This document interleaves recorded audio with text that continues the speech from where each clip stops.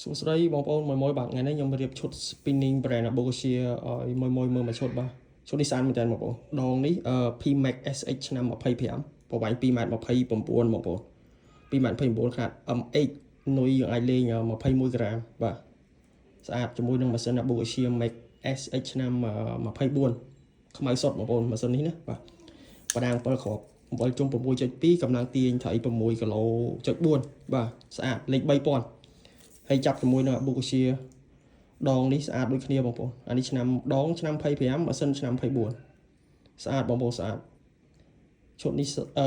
ស្អាតមែនតើបងប្អូនមួយចាអារម្មណ៍អាចចាក់ទៅមកបានណាបាទកង្វល់ Fuji ទេបងប្អូនដងនេះកង្វល់ Fuji ណាបញ្ជាក់កង្វល់ Fuji បងប្អូន spinning ចុងប្រហែលជាខ្ទង់20 lb ហ្នឹងបងប្អូន spinning បាទຂະຫນាតបងប្អូនយកទៅលេងត្រីស្រែបងប្អូនຂະຫນាតត្រីស្រែឬក៏លេងគប់តាមជ្រាំងទឹកសមុទ្រអីក៏លេងបានអត់បញ្ហាបងប្អូនអែមមែនតើស្អាតបងប្អូនម៉ាស៊ីន3000ដង 2.29 មួយចាប់អារម្មណ៍អាចចាក់ទៅមកបានណាបាទ